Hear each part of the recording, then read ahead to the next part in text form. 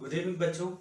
चलिए तो आज का क्लास हम लोग करते हैं स्टार्ट। तो देखिए, मैं मॉडर्न फिजिक्स में आपको पिछली क्लास में एटॉमिक स्ट्रक्चर डिस्कस किया था और एटॉमिक स्ट्रक्चर में डिफरेंट प्रॉब्लम्स किस तरह से पूछे जा सकते हैं, तो वो सब प्रॉब्लम मैंने आपको डिस्कस किया था। ठीक है, तो आज हम लोग नया चैप्टर स्टार्ट करते हैं जिसका नाम है एक्स रेस। ठीक है, तो ये हमारा जो चैप्टर है एक्स रेस, ये आपके बोर्ड में नहीं है लेकिन कॉम्पिटिटिव एग्जामिनेशन में एक्स रेस से क्वेश्चन पूछा जाता है, क्योंकि इसका प्रैक्टिकल जो एप्लीकेशन है हमारे लाइफ में बहुत ही ज़्यादा है। तो बहुत ही ज़्यादा एप्लीकेशन है हमारा एक्स रेस का।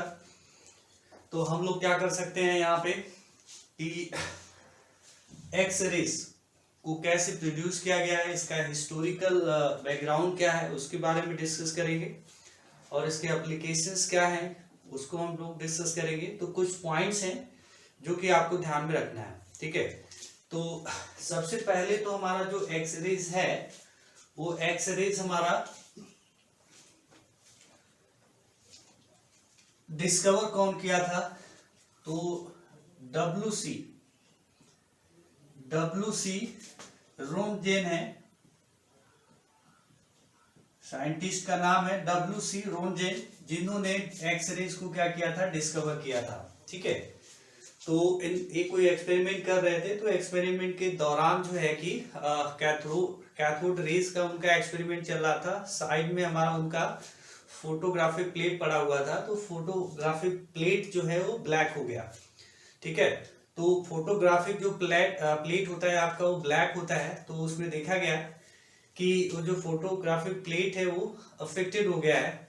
तो उस फोटोग्राफिक प्लेट पे कोई अलग से कोई रेस पड़ नहीं रहा था, फिर भी क्या हुआ कि वो अफेक्टेड हो गया फोटोग्राफिक प्लेट। जब भी आप देखते होंगे कि जब एक्सरेज लिया जाता है तो एक प्लेट होता है ब्लैक कलर का, तो उस पे क्या होता है, प्लेट पे कहीं कहीं पे वो फोटो आपके बॉडी का जो है स्ट्रक्चर बना होता है, जो बोन्स होते हैं आपके बॉडी के अंदर, उसका स्ट्रक्चर फोटोग्राफिक प्लेट पे आता है। तो वैसे ही फोटोग्राफिक प्लेट जो है कि इनका अफेक्ट हो गया, तो ये डब्ल्यू.सी. रोन्टजेन ने ये आइडिया लगाया कि कोई ऐसा रेस है जो कि इस फोटोग्राफिक प्लेट को क्या कर रहा है, अफेक्ट कर रहा है। ठीक है, तो उस समय क्या था कि कोई भी रेस, ये जो रेस आ था, ये रेस था हमारा इलेक्ट्रोमैग्नेटिक रेडिएशन, उसका कुछ नाम नहीं पता था, तो ऑल ऑफ सडन उन्होंने ऐसे एक्स रेज रख दिया। जैसे मैथमेटिक्स में हम लोग क्या करते हैं, कोई क्वेश्चन सॉल्व करते हैं, तो जब क्वेश्चन सॉल्व करते हैं तो कोई वैल्यू हमें निकालनी होती है, तो हम लोग मान लेते हैं कि let us assume x value है। तो उसी तरह से उन्होंने क्या किया कि एज्यूम कर लिया एक्स रेज। ठीक है, लेट अस एज्यूम में कौन सा रेज है, एक्स रेज है। तो उसी समय से नाम आगे चल के बदला नहीं गया, एक्स रेज नाम ही रहा। और एक्स रेज जो ये क्या होता है, एक इलेक्ट्रोमैग्नेटिक रेडिएशन होते हैं, फोटॉन्स होते हैं बेसिकली रिलेटिवली हाई एनर्जी के जो फोटॉन्स होते हैं वो हमारे होते हैं एक्स रेज। ठीक है, तो सबसे पहले तो ये जो हमारा डिस्कवर हुआ था साइंटिस्ट डब्ल्यू.सी. रोन्टजेन ने किया था, और इसको लैब में हम कैसे प्रोड्यूस करते हैं एक्स रेज का, उसका हमें सिस्टमेटिक डायग्राम देखना होगा। तो देखो, जहां से हमारा एक्स रेज जो है कि प्रोड्यूस होता है, जनरेट होता है, उसको हम एक्स रे ट्यूब बोलते हैं। ये हमारा एक्स रे ट्यूब होता है, या इसी को जो है, और एक कूलिश साइंटिस्ट थे, उन्होंने डिजाइन किया था, तो इसको कूलिश ट्यूब भी कहा जाता है। ठीक है, कूलिश ट्यूब से हम किस तरह से एक्स रेज को प्रोड्यूस करते हैं, वो जो है कि हमारा, देखिए इसका डायग्राम है, ये आपको ध्यान से देखना है, समझना है। ठीक है, इसी के बेसिस पे आपसे क्वेश्चन पूछ लिया जाता है,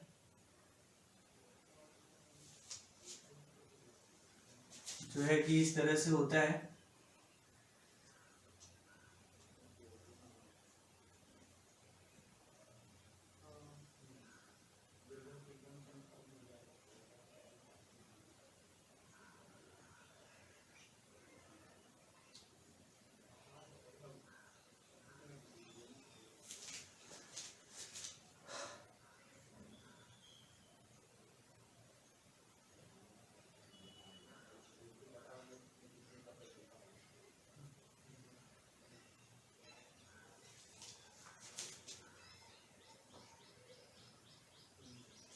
ऐसे होता है हमारा जो है। और यहाँ पे जो है एक हमारा फिलामेंट होता है जिसको हम लोग बाहर से सप्लाई दे के बैटरी से इसमें करंट फ्लो कराते हैं। और ये हमारा है एक मेटल प्लेट होता है कैथोड, जिसको ये हीट करेगा तो यहाँ से क्या होते हैं, इलेक्ट्रॉन्स एमिट होते हैं। ठीक है। और एक हमारा यहाँ पे क्या होता है, ऐसे इस तरह का एक जो है टारगेट हमारा मेटल होता है। इसके अंदर जो है हमारा ऐसे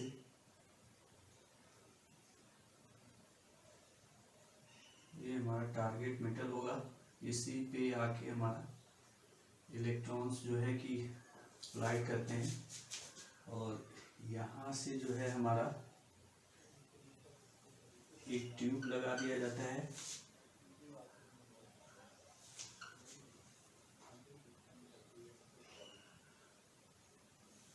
इस तरह से। ठीक है। यहाँ से देखो क्या होता है कि इलेक्ट्रॉन्स एमिट होते हैं, थर्मियोनिक इलेक्ट्रॉन। कुछ ऐसे मेटल्स होते हैं जिनको अगर हीट किया जाए तो क्या होता है कि इलेक्ट्रॉन्स एमिट होता है। ठीक है। तो ये इलेक्ट्रॉन्स हमारे जो है आके इधर टारगेट मेटल को क्या करते हैं, हीट करते हैं। ठीक है। और यहाँ पे क्या होता है हमारा टारगेट मेटल को, और इसको जो है एक एक्सटर्नल बैटरी से कनेक्ट किया जाता है। एक्सटर्नल बैटरी से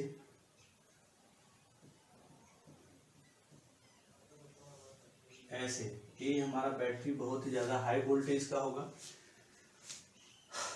और यहाँ से क्या होगा कि जब ये इलेक्ट्रॉन एमिट करेंगे तो यहीं से हमारे क्या होते हैं, एक्स सीरीज फोटोन जो है, यहाँ से हमारे एक्स सीरीज फोटोन इस विंडो से बाहर आते हैं।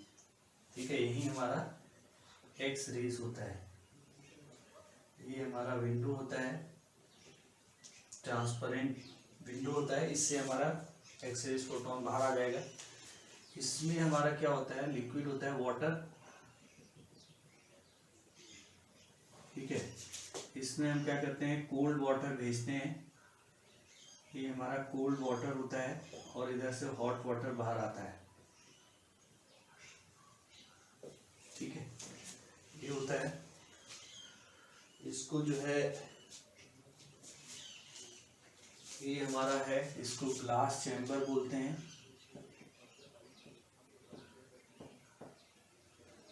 ये हमारा ग्लास चैम्बर होता है, इसको हम लोग कैथोड बोलते हैं।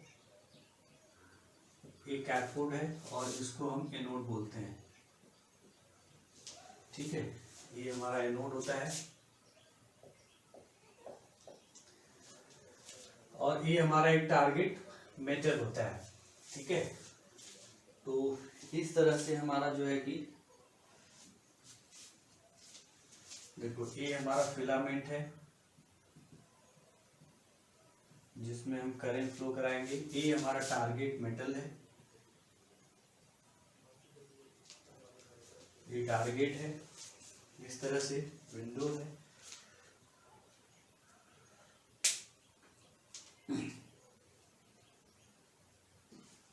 ठीक है।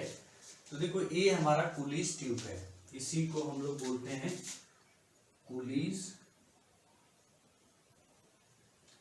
ये है हमारा कूलिज ट्यूब। ठीक। तो आप इसको बना लेंगे और इसको ध्यान रखेंगे। मैं अभी इसका वर्किंग कैसे है, फंक्शन क्या है, मैं इसको एक्सप्लेन करता हूं।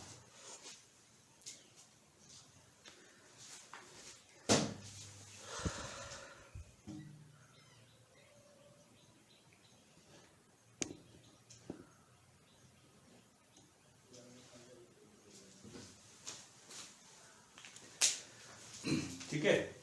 तो देखो इसमें कैसे ये फंक्शन करता है।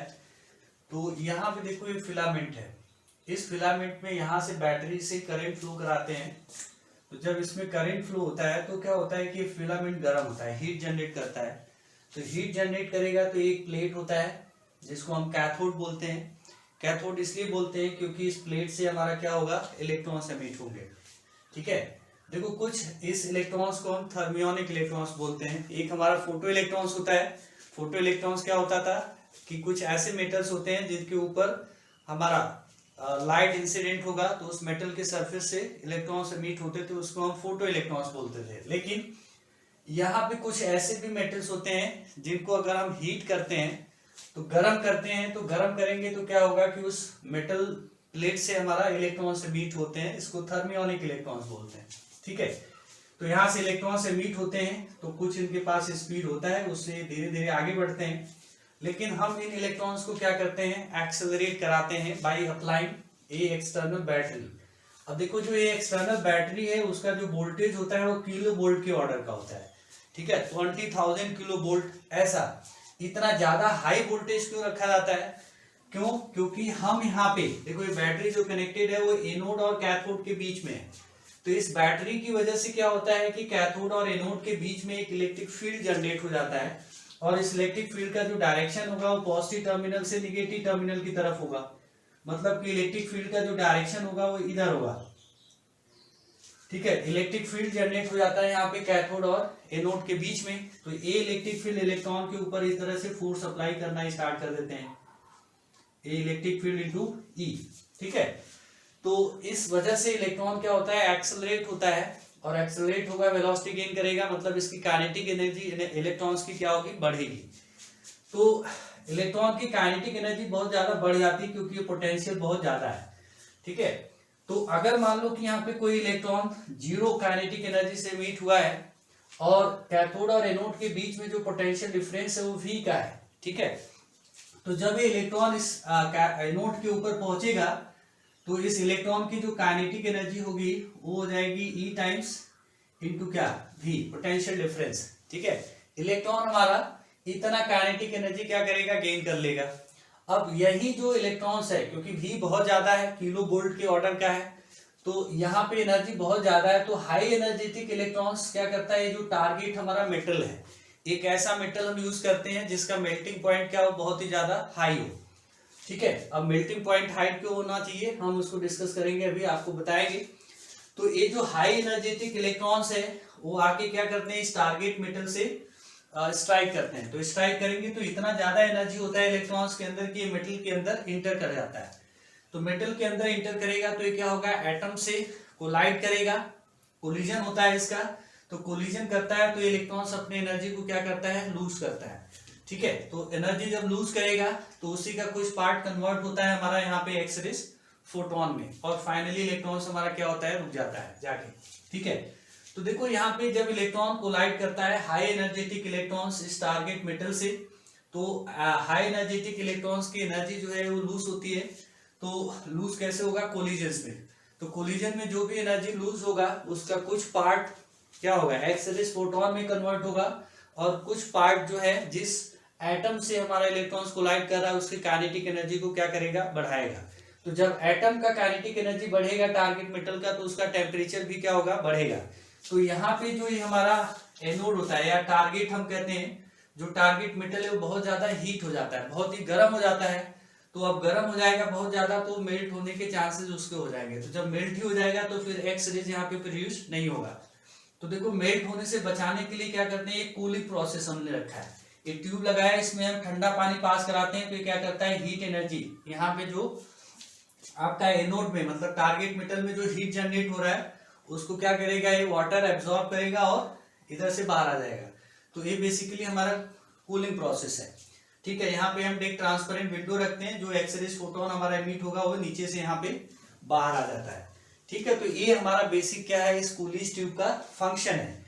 और एक्सरेज कैसे प्रोड्यूस होता है, तो उसका बेसिक रीजन यही है कि जब हाई एनर्जेटिक इलेक्ट्रॉन्स, जो हाई एनर्जी के इलेक्ट्रॉन्स अगर किसी टारगेट मेटल को हिट करते हैं तो इस प्रोसेस में हमारा क्या होता है, एक्सरेज फोटोन एमिट होते हैं।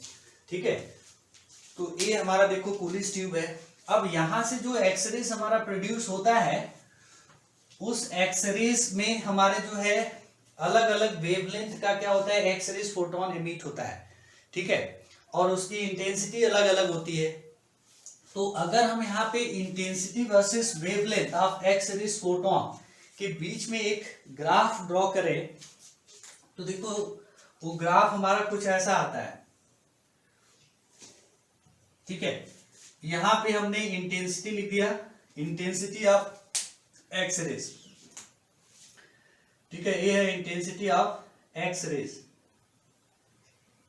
और ये है हमारा एक्स रेज फोटॉन्स का वेवलेंथ, जो हमारा यहाँ पे एक्स रेज मीट हो रहा है उसका वेवलेंथ है, ठीक है। तो इसका देखो ग्राफ अगर बनता है तो ग्राफ कुछ इस तरह से आता है,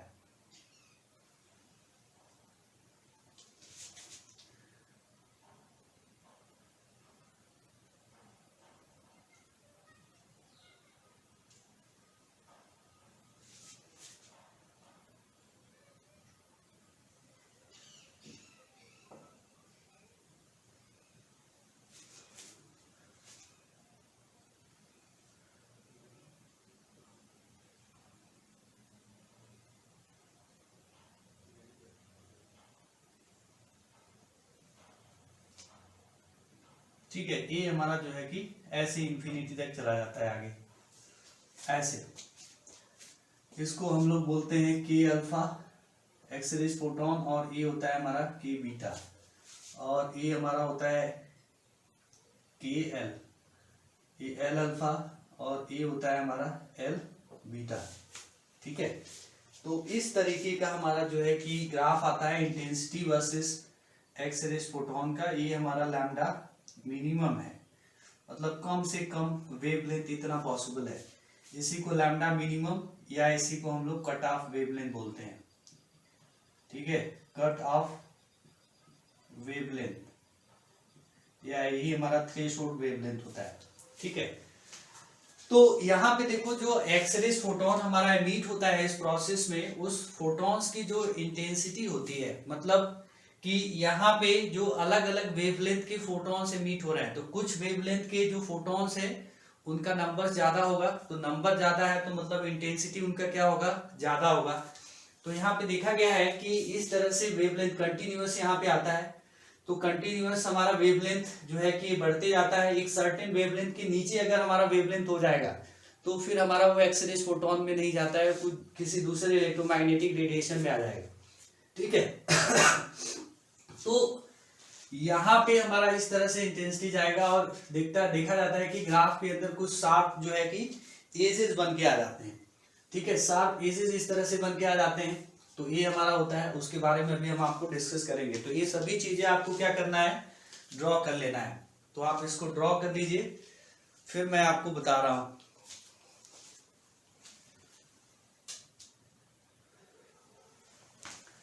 अब देखिए इसमें होता क्या है, अब हम आते हैं बिल्कुल इसके प्रोडक्शन के ऊपर कि किस तरह से हमारा जो है एमिशन हो रहा है एक्स रेज का।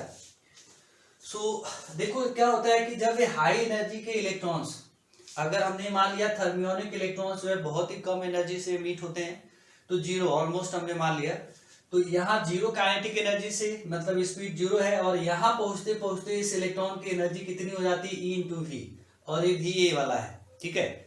तो कोई भी इलेक्ट्रॉन चार्ज पार्टिकल अगर वी पोटेंशियल डिफरेंस के क्रॉस एक्सेलरेट होकर के जाता है तो उसका जो काइनेटिक एनर्जी में गेन होता है वो ई टाइम्स ऑफ क्या हो जाएगा, पोटेंशियल डिफरेंस, मतलब चार्ज इनटू पोटेंशियल डिफरेंस। अब देखो इस काइनेटिक एनर्जी से अगर इलेक्ट्रॉन हमारा टारगेट को स्ट्राइक करता है, कोलाइड करता है, टारगेट मेटल के अंदर इंटर करता है, तो क्या होगा कि इलेक्ट्रॉन हमारा टारगेट मेटल के एटम से कोलाइड करेगा, और कोलिजन जब होता है तो कोलिजन में दो चीजें पॉसिबल है, ठीक है, दो चीजें पॉसिबल है। एक तो एक कि इलेक्ट्रॉन एटम के साथ कोलाइड किया तो कोलिजन में अपना कुछ एनर्जी लॉस कर दिया, ठीक है, कुछ एनर्जी लूज कर दिया, तो कुछ एनर्जी मतलब हो सकता है कि 50% लूज हो सकता है पहले कोलिजन में, या 60 हो सकता है, 80 हो सकता है, 90 हो सकता है, या 100% भी हो सकता है फर्स्ट कोलिजन में। हम ये कंफर्म नहीं कर सकते हैं कि अगर इलेक्ट्रॉन्स कोलाइड किया इस एटम को तो वो 100% एनर्जी लूज कर देगा या नहीं, वो हम डिसाइड नहीं कर सकते हैं, ठीक है। तो यहाँ पे क्या होगा कि जब इलेक्ट्रॉन्स कोलाइड करेगा तो कोलिजन में दो चीजें पॉसिबल हो सकते हैं, एक तो हमारा इलेक्ट्रॉन्स क्या करे, अपनी पूरी एनर्जी को लूज करे, या क्या करे, मल्टीपल कोलिजन में धीरे धीरे अपनी एनर्जीज को लूज करेगा। ठीक है। तो जब इलेक्ट्रॉन हमारी अपनी एनर्जी, काइनेटिक एनर्जी लूज करेगा in collisions with the atoms of the target metal, तो इस प्रोसेस में जो एनर्जी लूज हो रहा है उस एनर्जी का एक पार्ट हमारा क्या होगा, एक्स रेज, उसका कुछ पार्ट हमारा एक्स रेज फोटोन में मीट हो जाएगा, और कुछ पार्ट जो बचा होगा एनर्जी का वो कहां पे जाएगा, to increase the kinetic energy of the atoms of the target material. Target material का जो एटम है, जिस एटम से हमारा इलेक्ट्रॉन्स कोलाइड कर रहा है, उस एटम का काइनेटिक एनर्जी क्या करेगा, बढ़ा देगा। तो जब एटम का काइनेटिक एनर्जी बढ़ेगा, इसका मतलब कि थर्मल एनर्जी हमारा इस टारगेट मेटल का क्या हो रहा है, बढ़ रहा है। तो थर्मल एनर्जी बढ़ेगा तो टेम्परेचर टारगेट मेटल का बढ़ेगा। ठीक है। तो देखो क्या होगा कि कोलिजन हुआ, पहला कोलिजन मान लो इलेक्ट्रॉन का हुआ, तो पहले कोलिजन में अगर एज्यूम करो कि 50% एनर्जी क्या हो गया, इलेक्ट्रॉन्स ने लूज कर दिया, तो 50% अभी उसके पास बचा है, तो उस 50% एनर्जी के साथ इलेक्ट्रॉन्स क्या होगा, आगे जाएगा, फिर आगे जाके दूसरे एटम से क्या करेगा, कोलाइड करेगा, फिर क्या करेगा कि जो 50% एनर्जी बचा है उसका मान लीजिए कि फिर कुछ पार्ट एनर्जी का क्या हो गया, लूज कर दिया सेकेंड कोलिजन में, फिर उसके बाद कुछ एनर्जी बची, फिर उस एनर्जी के साथ आगे बढ़ा, फिर अगले एटम के साथ कोलिजन हुआ, फिर उसके साथ धीरे धीरे ऐसे करके मल्टीपल कोलिजन में फाइनली हमारा जो इलेक्ट्रॉन्स है वो क्या हो गया, रेस्ट में आ गया। ठीक है। तो जब इलेक्ट्रॉन्स कोलाइड करता है किसी एटम के साथ, तो उस केस में हमारा क्या होगा कि इलेक्ट्रॉन्स का कुछ एनर्जी लूज हो जाएगा। तो ठीक है, तो इलेक्ट्रॉन हमारा जो है एनर्जी को लॉस करता है, तो electron loses its energy in collision। ठीक है। and this lost energy is converted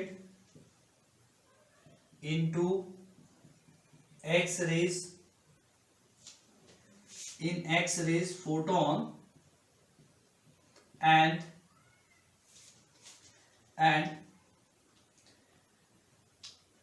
increases temperature of target material. ठीक है, टारगेट मटेरियल का टेम्परेचर बढ़ाता है। ठीक है, कैसे, क्योंकि हीट भी जनरेट होगा इस प्रोसेस में। और दूसरा चीज हमारा ये है कि इलेक्ट्रॉन रुकने से पहले ऐसा पॉसिबल हो सकता है कि वो मल्टीपल कोलिजन के बाद रेस्ट में आए, या ऐसा भी हो सकता है कि इलेक्ट्रॉन पहले ही कोलिजन में अपने 100% एनर्जी को क्या कर सकता है, लूज कर सकता है। तो 100% एनर्जी लूज कर दिया, तो ये भी पॉसिबल है कि वो 100% एनर्जी हमारा एक्सरेज फोटोन में कन्वर्ट हो जाए, या उस 100% का 80% एक्सरेज फोटोन में गया और 20% कहां पे चला गया, थर्मल एनर्जी इंक्रीज करने में। ठीक है, या ऐसा भी हो सकता है कि वो जो 100% एनर्जी इलेक्ट्रॉन ने लूज करा है, उस 100% का 20% हमारा एक्सरेज फोटोन में गया, और बाकी का जो 80% है वो कहां पे चला गया, थर्मल एनर्जी को इंक्रीज करने में चला गया। ठीक है, तो ये सभी प्रोबेबिलिटीज पॉसिबल होती हैं। तो हम यहाँ पे एक पॉइंट और लिख देते हैं कि electrons loses it's complete energy in one collision or multiple collision। ठीक है, एक कोलिजन में हमारा इलेक्ट्रॉन अपनी एनर्जी को लूज कर देगा, या हमारा जो है मल्टीपल कोलिजन में एनर्जी लूज कर सकता है। और जो भी एनर्जी लॉस होगा इलेक्ट्रॉन का, वही एनर्जी जो लॉस हुआ है वही कन्वर्ट होता है हमारा एक्सरेज फोटोन में, या हमारा हीट जो टारगेट मेटल का टेम्परेचर है उसको बढ़ाने में। ठीक है, तो ये हमारा पॉइंट आ जाता है। तो ये तो हमारा हुआ कोलिजन में एक पॉइंट, हमने एक एस्पेक्ट को डिस्कस किया कि हमारा जो इलेक्ट्रॉन्स है, ये हाई एनर्जेटिक इलेक्ट्रॉन्स, ये टारगेट मेटल के एटम से कोलाइड करेगा तो वो एनर्जी को लूज करेगा। ठीक है, ये एक पॉसिबिलिटी है। दूसरी पॉसिबिलिटी ये है कि अगर इलेक्ट्रॉन हमारा किसी एटम के साथ कोलाइड करता है, ठीक है, देखो ये हमारा मान लो टारगेट मेटल है, तो टारगेट मेटल का ये अगर हमारा एटम है यहाँ पे, तो ये हमारा के सेल है, ये एल है, ठीक है। इसमें के सेल में इलेक्ट्रॉन्स होते हैं, ये इलेक्ट्रॉन्स है। अब मान लो यहाँ से कि ये बाहर से जब इलेक्ट्रॉन्स यहाँ से आ रहा है, हाई एनर्जेटिक का इलेक्ट्रॉन है, ये आ रहा है इधर, और ये आकर के क्या किया, इसको हिट किया और इस इलेक्ट्रॉन को क्या कर दिया, नॉकआउट कर दिया, मतलब इस इलेक्ट्रॉन को बाहर कर दिया, ठीक है। ये इलेक्ट्रॉन हमारा बाहर आ गया और ये इलेक्ट्रॉन तो एटम्स के बाहर चला ही गया, ठीक है। तो ऐसे केस में क्या हो जाएगा कि हमारा इस एटम के अंदर एक वैकेंसी क्रिएट हो जाएगी के सेल में, देखो इस तरह से, ठीक है। ये हमारा जो है कि यहाँ पे एक इलेक्ट्रॉन तो रह गया और एक यहाँ पे हमारा वैकेंसी क्रिएट हो गया। अब बाकी इधर हमारा के सेल है और एक एल सेल है, तो एल सेल में तो हमारा इलेक्ट्रॉन्स इधर रहता ही है, इस तरह से हमारे इलेक्ट्रॉन्स यहाँ पे है, ठीक है। और इधर तो हमारा इलेक्ट्रॉन सही है, 8 इलेक्ट्रॉन्स होते हैं इस ऑर्बिट में, ठीक है। तो ऐसे देखो यहाँ पे आकर के इलेक्ट्रॉन्स जो है कि नॉकआउट हुआ। अब देखो के सेल से ही इलेक्ट्रॉन्स नॉकआउट क्यों होता है, ज्यादा प्रोबेबिलिटी है। देखो एल सेल से भी हो सकता है, एल सेल से भी हो सकता है, लेकिन ज्यादा प्रोबेबिलिटी हमारा इलेक्ट्रॉन नॉकआउट होता है के सेल से, क्योंकि इलेक्ट्रॉन जो डेंसिटी है यहाँ पे के सेल में वो क्या होता है, ज्यादा होता है। तो ज्यादा प्रोबेबिलिटी है कि जो हाई एनर्जेटिक इलेक्ट्रॉन्स है जो बाहर से एनर्जी लेके आ रहा है E/V का, ये क्या करेगा, के सेल के इलेक्ट्रॉन्स को ही नॉकआउट करेगा। तो जब यहाँ पे नॉकआउट कर दिया तो ये हमारा जो वैकेंसी क्रिएट हो गया एटम्स के अंदर, ठीक है। अभी हमारा यहाँ पे एक वैकेंसी क्रिएट हो गया। अब वैकेंसी क्रिएट हो गया तो क्या करना होगा, इसको फिल करना पड़ेगा वैकेंसी को। तो इस वैकेंसी को फिल करने के लिए क्या होता है कि जो एल सेल के इलेक्ट्रॉन्स है वो ट्रांजिट करके के सेल में आते हैं। तो जब हाई एनर्जेटिक या हाई एनर्जी लेवल से इलेक्ट्रॉन्स हमारा लोअर एनर्जी स्टेट में आता है, तो इस प्रोसेस में हमारा क्या होता है, फोटॉन्स एमिट होगा, इलेक्ट्रोमैग्नेटिक रिएक्शन, और यही हमारा क्या होता है, एक्स रेज फोटोन होता है, ठीक है। तो दो टाइप के हमारे एक्स रेज जो है कि एमिट होते हैं इस कूलिज ट्यूब से। एक को हम बोलते हैं continuous X rays. Continuous X rays, देखो ये हमारा जो ग्राफ है इसमें हमारा जो एक कंटिन्यूअस ये वाला जो लाइन आ रहा है इसी को हम लोग कंटिन्यूअस एक्स रेज बोलते हैं, ठीक है। एक कंटिन्यूअस एक्स रेज होता है। कंटिन्यूअस एक्स रेज का मतलब कि ये कंटिन्यूअस यहाँ पे वेवलेंथ एग्जिस्ट करता है, ठीक है। हर एक वेवलेंथ इसके बीच में जो आएगा वो हमारा कंटिन्यूअस एक्स रेज, ठीक है। ये जो हमारा लाइन रिप्रेजेंट कर रहा है ये हमारा कंटिन्यूअस एक्स रेज। दूसरा हमारा ये होता है, और कंटिन्यूअस एक्स रेज हमारा जो एमिट होता है due to the loss of high energetic electrons का जो काइनेटिक एनर्जी है वो जो लॉस हो रहा है उसी का जो कुछ पार्ट हमारा एक्स रेज फोटोन में कन्वर्ट होता है, तो इसी को हम लोग बोलते हैं क्या, कंटिन्यूअस एक्स रेज, ठीक है। देखो दूसरी पॉसिबिलिटी ये हमने आपको बताया कि अगर कोई हाई एनर्जी का जो इलेक्ट्रॉन है, जो ये इलेक्ट्रॉन्स यहाँ पे टारगेट मेटल के एटम से कोलाइड कर रहा है, तो हो सकता है कि वो इलेक्ट्रॉन्स हमारे एटम के सेल के इलेक्ट्रॉन्स को क्या कर देता है, नॉकआउट कर दे। तो नॉकआउट करेगा तो के सेल में यहाँ पे वैकेंसी जनरेट हो जाएगा। अब ये वैकेंसी को फिल करेगा कहाँ से, एल सेल का इलेक्ट्रॉन अगर आके किया, तो एल सेल का इलेक्ट्रॉन अगर कर दिया तो यहाँ से हमारा क्या होता है, एक्स रेज फोटोन एमिट हो जाता है। और इस तरह से जो इलेक्ट्रॉनिक ट्रांजिशन की वजह से जो हमारा एक्स रेज फोटोन इमिट होता है इसको हम लोग कैरेक्टरिस्टिक्स एक्स रेज बोलते हैं, ठीक है। कैरेक्टरिस्टिक्स एक्स रेज, ठीक है। तो ये हमारा हो गया कैरेक्टरिस्टिक्स एक्स रेज, मतलब ये हमारा जो टारगेट मेटल का एटम है उसके कैरेक्टर को क्या करता है, डिटरमाइन करता है। तो जो हमारा इलेक्ट्रॉनिक ट्रांजिशन की वजह से जो एक्स रेज फोटोन एमिट हो रहे हैं उसको हम लोग क्या बोलते हैं, कैरेक्टरिस्टिक्स एक्स रेज। तो यहाँ पे जो हम 7 पीक बना रखे हैं, ये जो पीक है इसको हम लोग कैरेक्टरिस्टिक्स, ये हमारा कैरेक्टरिस्टिक्स एक्स रेज होता है, ठीक है। और ये एक्स रेज हमारा कैसे जनरेट होता है, ये होता है due to the electronic transition, ठीक है। तो ये हमारा जो है कि यहाँ पे ये दो चीजें पॉसिबल हुई, ठीक है। तो ध्यान रखना कि हमारा कूलिज ट्यूब में किस तरह से एक्स रेज प्रोड्यूस होता है। तो एक्स रेज हमारा प्रोड्यूस होगा, हाई एनर्जेटिक इलेक्ट्रॉन्स जब टारगेट मेटल के साथ स्ट्राइक करेगा तो कोलिजन में दो चीजें पॉसिबल हो सकती हैं, इलेक्ट्रॉन अपने एनर्जी को लूज करे या इलेक्ट्रॉन जिस एटम से कोलाइड कर रहा है उस एटम के इलेक्ट्रॉन्स, के सेल के इलेक्ट्रॉन्स को क्या कर दे, नॉकआउट कर दे। तो के सेल के इलेक्ट्रॉन्स को नॉकआउट करेगा तो फिर हायर एनर्जी स्टेट से, मतलब एल सेल, के एल, या यहाँ से हमारा जो एम सेल होता है, एम सेल से इलेक्ट्रॉन्स भी आकर के क्या कर सकता है, इसको फिल कर सकता है। तो यहाँ से भी हमारा एनर्जी क्या होगा, एमिट हो सकता है। तो अगर कोई इलेक्ट्रॉन हमारा वैकेंसी यहाँ पे जो क्रिएट हुआ है के सेल से, सॉरी एल सेल से, अगर यहाँ पे के सेल में आता है, ठीक है, एल सेल से अगर के सेल में आया तो यहाँ से जो हमारा एक्सरेज फोटोन एमिट होता है उसको हम के अल्फा एक्सरेज फोटोन बोलते हैं। और अगर हमारा इलेक्ट्रॉनिक ट्रांजिशन जो है कि एम सेल से डायरेक्टली के सेल में हो रहा है तो यहाँ से जो एक्स रेज हमारा प्रोड्यूस होता है उसको हम लोग के बीटा बोलते हैं। ठीक है, तो देखो यहाँ पे के अल्फा एक्स रेज फोटोन है, तो के अल्फा एक्स रेज फोटोन और यहाँ पे हमारा के बीटा एक्स रेज फोटोन। ठीक है, तो किसका एनर्जी ज्यादा होगा, कौन से एक्स रेज फोटोन का एनर्जी ज्यादा होगा? तो देखो यहाँ एम सेल से अगर यहाँ पे आएगा तो ये एनर्जी गैप ज्यादा है। ठीक है, तो यहाँ पे जो के अल्फा एक्स रेज फोटोन है, तो के अल्फा एक्स रेज फोटोन की जो एनर्जी होगी वो हमारा होगा energy of L shell minus of energy of K shell, that is equal to H mu into K alpha X rays photon. और हमारा जो के बीटा है, तो के बीटा के लिए हमारा energy of M shell minus of energy of K shell, this is equal to H into mu beta. ठीक है, के अल्फा के बीटा, तो के बीटा का यहाँ पे देखो वेवलेंथ कम है, तो वेवलेंथ अगर किसी भी फोटोन का कम है इसका मतलब उसका एनर्जी क्या होगा, ज्यादा होगा। ठीक है, तो ये सब ध्यान रखना। हमारा एक्सरेज कंटिन्यूअस होता है, कंटिन्यूअस एक्सरेज और कैरेक्टरिस्टिक्स एक्सरेज।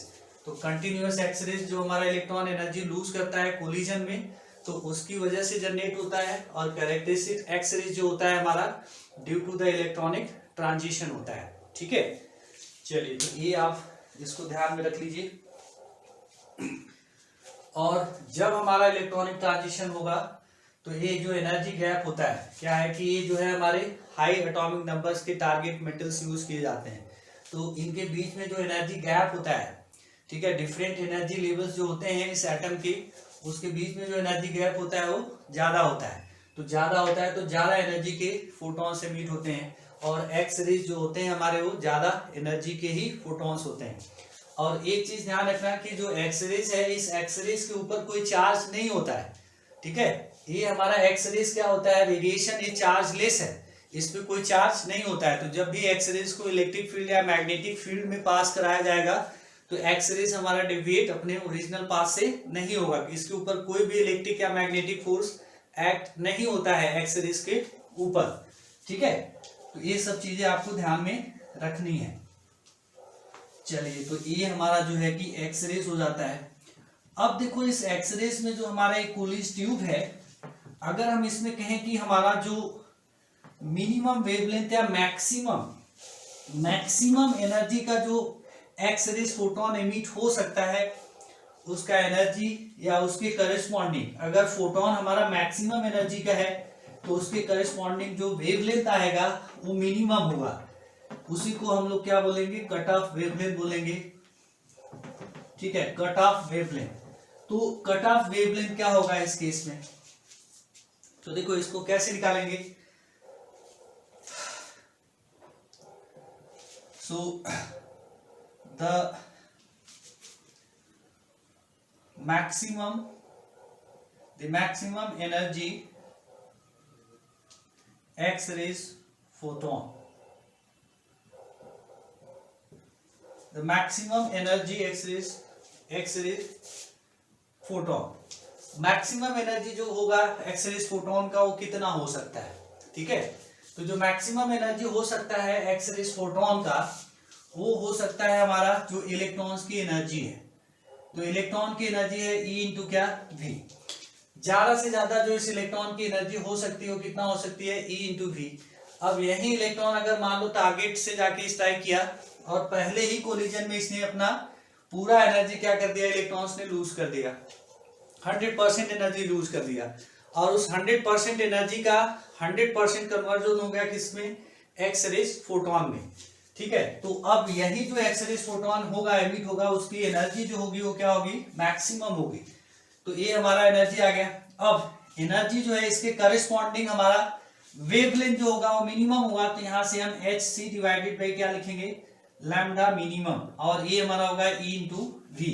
या लैम्डा जो मिनिमम है, मिनिमम वेवलेंथ, वो हमारा हो जाएगा एच सी डिवाइडेड बाई क्या, ई इंटू वी। ठीक है, तो ये हमारा, इसी को हम लोग क्या बोलते हैं, cut off wavelength, cut off wave length of X rays photon. तो ये फॉर्मूला इंपॉर्टेंट है, इसको ध्यान में रखना। ठीक है, lambda minimum is equal to H C divided by E. ठीक है,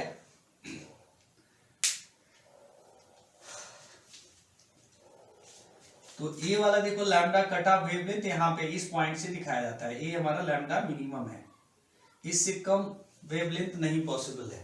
ठीक है, इसके बाद ही फिर हमारा आगे तक जाएगा, और एक सर्टेन लिमिट के बाद जो हमारा वेवलेंथ होता है उसको हम फिर एक्स रेज फोटोन में नहीं कंसीडर करते हैं। ठीक है, तो ये ध्यान रखना कि मैक्सिमम एनर्जी का जो फोटोन हमारा एमिट हो सकता है एक्स रेज फोटोन, उसकी एनर्जी ज्यादा से ज्यादा कितनी हो सकती है, ई इंटू वी। ठीक है, तो इसके करस्पॉन्डिंग हमारा जो वेवलेंथ आएगा वही हमारा क्या होता है, मिनिमम वेवलेंथ होता है। ठीक है, चलिए तो ये हमारा आ जाता है।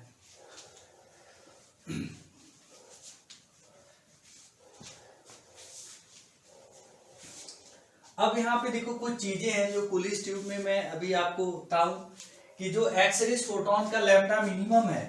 ठीक है, तो ये लैम्डा मिनिमम जो हमारा आ गया, ये देखो क्या है, H C divided by E into V था। ठीक है, तो ये एच सी और ई तो कांस्टेंट है। अब जो कट ऑफ वेवलेंथ है इससे डिपेंड कर रहा है किसके ऊपर, ये जो हमारा एक्सटर्नल बैटरी था उसके पोटेंशियल के ऊपर डिपेंड कर रहा था, सिर्फ और सिर्फ उसके ऊपर। यहाँ पे जो हम फिलामेंट में जो पोटेंशियल अप्लाई कर रहे हैं उसके ऊपर डिपेंड नहीं कर रहा है। ठीक है, तो यहाँ पे जो कट ऑफ वेवलेंथ होगा वो हमारा डिपेंड करेगा किसके ऊपर, सिर्फ एक्सटर्नल अप्लाइड वोल्टेज के ऊपर। और यहाँ पे जो कैरेक्टरिस्टिक्स हमारे जो एक्स रेज आ रहे थे उनका वेवलेंथ या उनका जो एनर्जी है वो हमारा ये इलेक्ट्रॉन्स के एनर्जी के ऊपर डिपेंड नहीं करता है। ठीक है, इलेक्ट्रॉन का एनर्जी के ऊपर डिपेंड नहीं करेगा, वो डिपेंड करेगा किसके ऊपर, जो हमारा एटम है, एटम्स के अंदर जो एनर्जी लेवल्स है उसके ऊपर हमारा डिपेंड करेगा कि कैरेक्टरिस्टिक्स एक्स रेज फोटोन की एनर्जी कितनी है। और यहाँ पे जो कट ऑफ वेवलेंथ आ रहा है उसका वेवलेंथ डिपेंड करता है सिर्फ और सिर्फ किसके ऊपर, एक्सटर्नल अप्लाइड वोल्टेज के ऊपर। वोल्टेज अगर ज्यादा होगा तो हमारा लैम्डा मिनिमम क्या होगा, कम होगा। वोल्टेज ज्यादा होगा मतलब इलेक्ट्रॉन को ज्यादा एनर्जी दी गई, और ज्यादा एनर्जी दी गई इसका मतलब कि जो फोटोन एमिट होंगे उनका एनर्जी भी क्या होगा, बढ़ेगा। तो देखो ये वाला अगर हम एक्सटर्नल पोटेंशियल बढ़ाएंगे तो एक्सटर्नल पोटेंशियल बढ़ाने से हमारा जो कट ऑफ वेवलेंथ होता है या लैम्डा मिनिमम होता है उसका वैल्यू और क्या होता है, कम होते जाता है। ठीक है, और अगर हम इसमें पोटेंशियल बढ़ाते हैं, फिलामेंट का पोटेंशियल बढ़ाते हैं, इसमें करंट बढ़ाएंगे तो क्या होगा कि जो rate of emission of electron है, ज्यादा इलेक्ट्रॉन से मीट होंगे तो ज्यादा यहाँ पे इलेक्ट्रॉन आके स्ट्राइक करेंगे, तो यहाँ पे जो एक्स रेज फोटोन होगा उसकी इंटेंसिटी क्या होगी, बढ़ जाएगी। तो एक्स रेज की इंटेंसिटी जो है हमारा कंट्रोल किया जाता है इस फिलामेंट के पोटेंशियल के ऊपर। इसमें पोटेंशियल बढ़ाएंगे तो इंटेंसिटी हमारा बढ़ेगी, लेकिन इंडिविजुअल एक्स रेज फोटोन का एनर्जी इस पोटेंशियल को बढ़ाने से चेंज नहीं होगा, वो सिर्फ होगा चेंज किसकी वजह से, एक्सटर्नल जो हमारा अप्लाइड वोल्टेज है उसकी वजह से। ठीक है, चलिए तो ये पॉइंट आपको ध्यान में रखना है।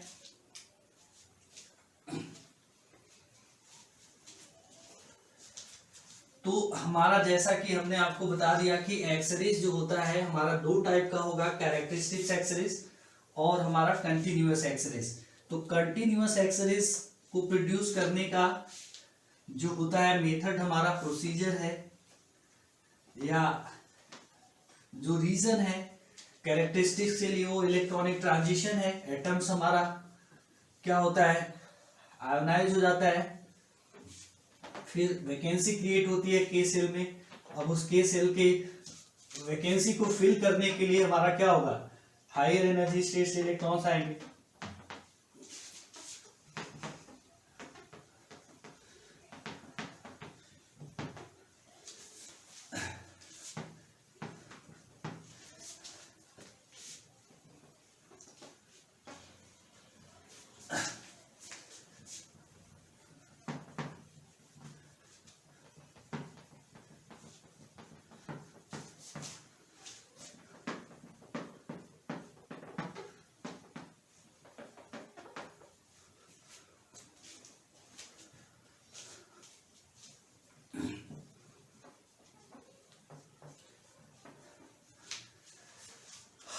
चलिए तो हम लोग आगे बढ़ते हैं।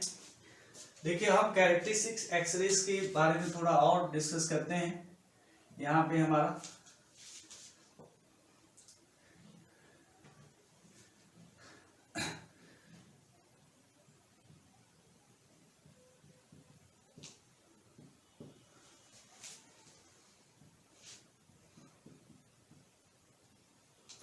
कैरेक्टरिस्टिक्स एक्सरेज के बारे में हम थोड़ा और डिस्कस करते हैं आपको कि देखिए ये हमारा जो है कि एटम था और इस एटम में हमारा जो है कि ये के सेल था, इधर हमारा एल सेल है और इधर हमारा क्या है एम सेल है। ठीक है, ये इस तरह से जो है ये हमारा हो गया के, ये हो गया एल, ऐसे एम, आगे हमारा एन रहेगा। तो के सेल में हमारा इधर इलेक्ट्रॉन्स हैं ऐसे, और इधर से भी हमारे इलेक्ट्रॉन्स होते हैं।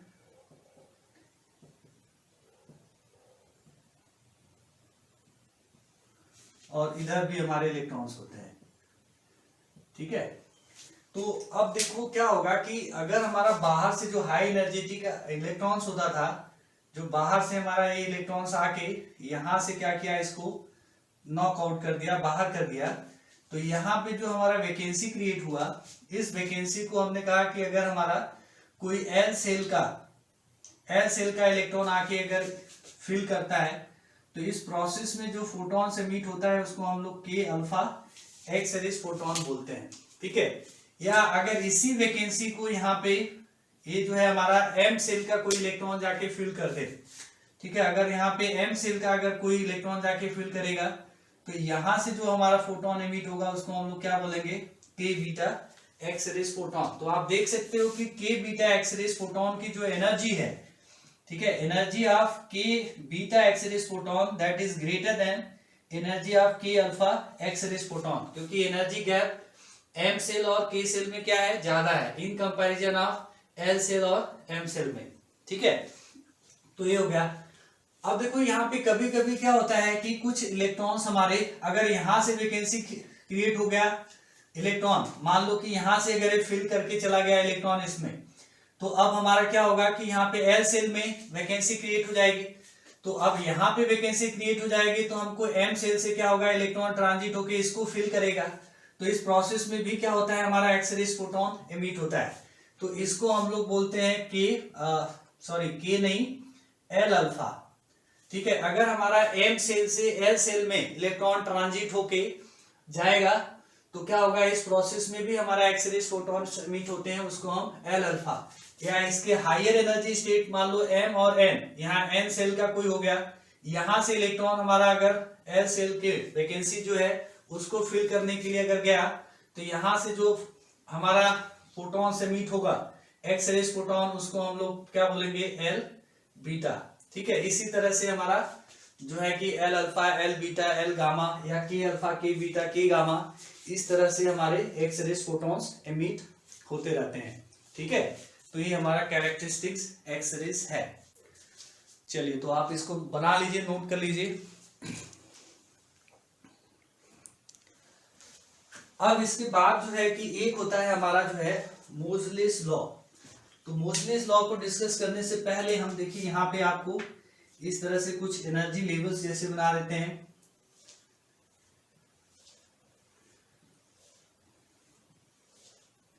ठीक है, इस तरह से अगर कुछ एनर्जी लेवल्स हम इमेजिन करें कि इस तरह से कुछ एनर्जी लेवल है एटम्स के लिए, तो यहाँ पे ई के है, के सेल का एनर्जी, फिर ये है हमारा KL, ये हो जाएगा M और ये हो जाएगा N। इस तरह से हमारा एनर्जी लेवल बढ़ेगा। ठीक है, तो अगर हमारा K सेल में वैकेंसी देखो है, K सेल में वैकेंसी है और हमारा इलेक्ट्रॉन आ रहा है कहां से, L सेल से, इसको फिल करने के लिए वैकेंसी को, तो इसमें जो हमारा एक्सरेज फोटोन एमिट हो रहा है, इस एक्सरेज फोटोन को हम लोग क्या बोलते हैं कि अल्फा एक्सरेज। ठीक है, और अगर मान लो कि यही हमारा वैकेंसी M सेल से इलेक्ट्रॉन्स डायरेक्ट यहाँ पे आके K सेल के वैकेंसी को फिल करेगा, तो यहाँ पे जो हमारा एक्सरेज फोटोन्स एमिट होगा इसको हम लोग क्या बोलेंगे कि बीटा। और यहाँ से मान लो कि डायरेक्टली हमारा आ रहा है और इसको फिल कर रहा है, तो यहाँ से जो एक्सरे फोटोन बनेगा उसको हम लोग के गामा बोलेंगे। तो किसका एनर्जी सबसे ज्यादा होगा यहाँ पे, तो एनर्जी जो सबसे ज्यादा होगा हमारा के गामा का होगा। के गामा का एनर्जी जो है एक्सरेज फोटोन का greater than energy of K beta, और ए ग्रेटर होगा एनर्जी ऑफ के अल्फा। ठीक है, उसी तरह से देखो अगर मान लो L सेल में वैकेंसी हो गई और इसको M सेल से आके कोई इलेक्ट्रॉन फिल कर रहा है, तो यहाँ से जो एक्सरेज फोटोन एमिट होगा, इस एक्सरेज फोटोन को हम लोग बोलते हैं L अल्फा। और यही मान लो कि यहाँ से अगर आके फिल हो गया, तो यहाँ से जो हमारा फोटोन से एमिट होगा उसको हम लोग बोलेंगे L बीटा। और यहाँ से अगर आके L सेल में वैकेंसी को फिल किया, तो यहाँ से जो फोटोन होगा उसको हम L गामा बोलेंगे।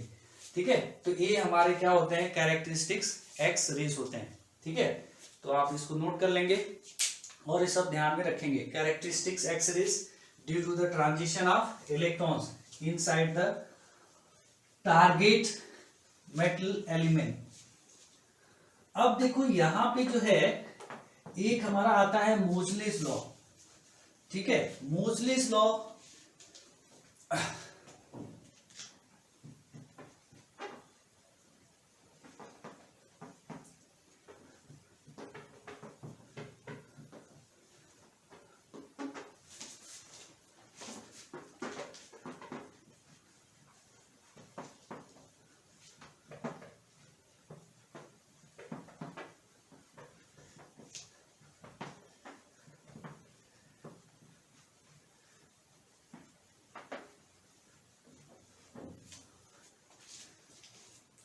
चलिए नेक्स्ट हमारा जो है वो है मोजलेस लॉ एक्स रेज में।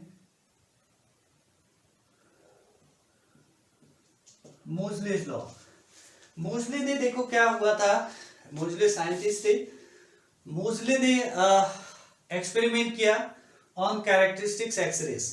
कैरेक्टरिस्टिक्स एक्स रेज पे इन्होंने एक्सपेरिमेंट करा और इन्होंने क्या किया कि जो X rays photon, characteristics X rays photon थे, उनके फ्रीक्वेंसी, जो एक्स रेज फोटोन था वो हमारा उसका स्क्वायर रूट ऑफ फ्रीक्वेंसी उन्होंने लिया, और इधर उन्होंने क्या लिया, एटॉमिक नंबर, एटॉमिक नंबर।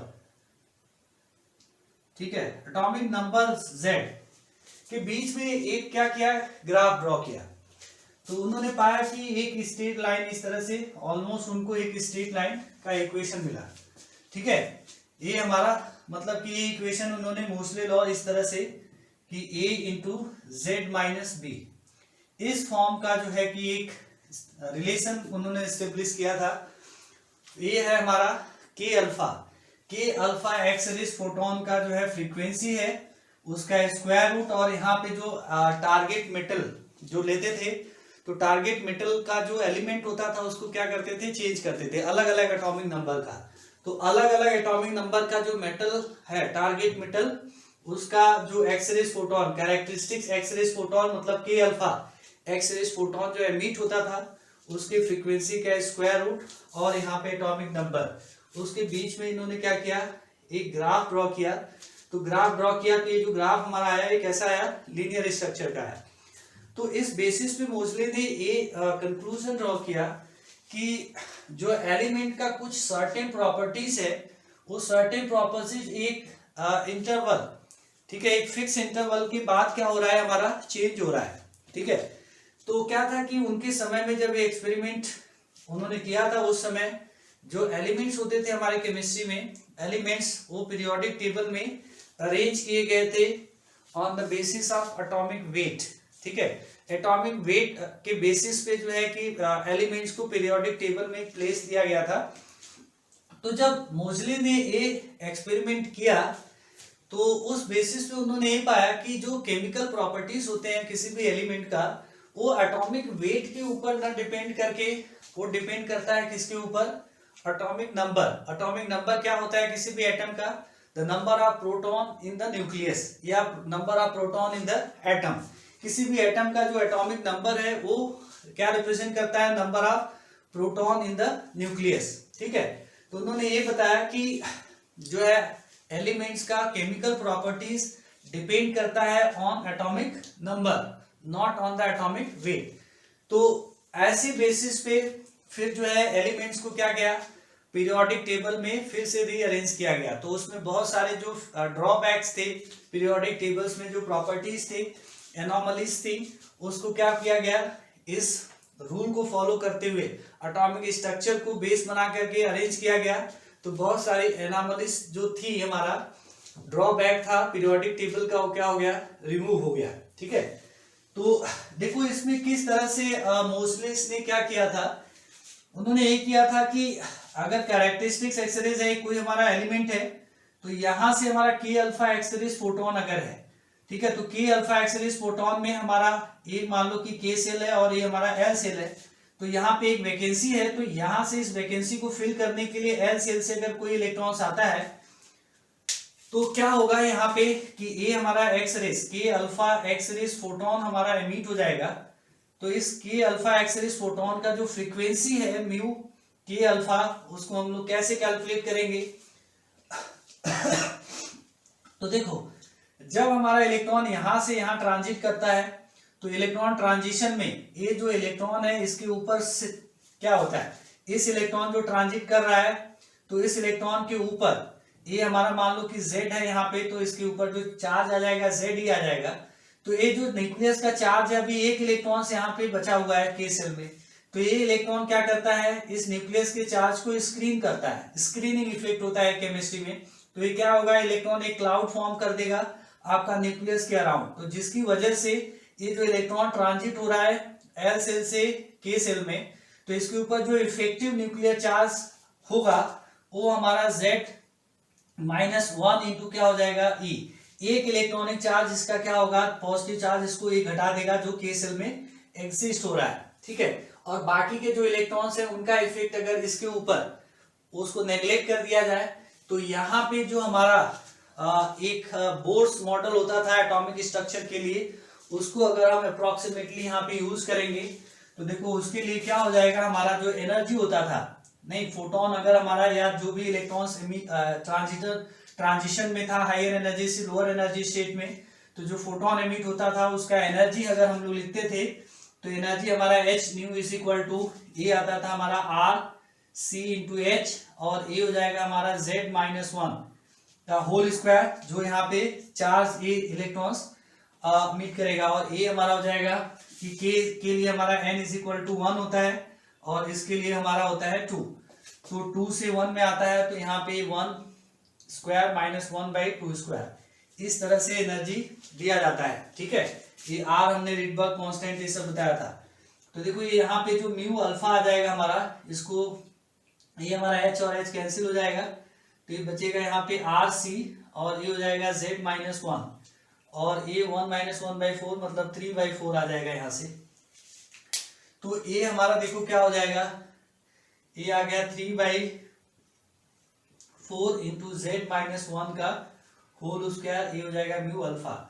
अब दोनों साइड में स्क्वायर रूट ले लो, तो ये स्क्वायर रूट और इसका स्क्वायर रूट, तो ये हमारा आ जाएगा square root of K alpha X rays photon का फ्रीक्वेंसी का स्क्वायर रूट, और ये आ गया हमारा 3RC डिवाइडेड बाई क्या 4, और Z -1।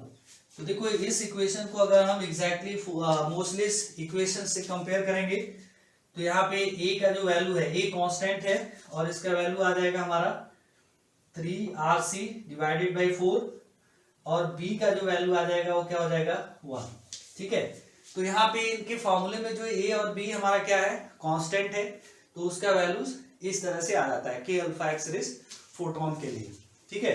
तो देखो ये भी हमारा क्या हो जाएगा, एक स्ट्रेट लाइन होगा और इस तरह से ड्रॉ हो जाएगा। तो इस मैथमेटिकल रिलेशन के बेसिस पे उन्होंने मोसलेस लॉ ने अपना ये एक्सपेरिमेंट एक्सप्लेन किया था। ठीक है, तो आप इसको नोट कर लो।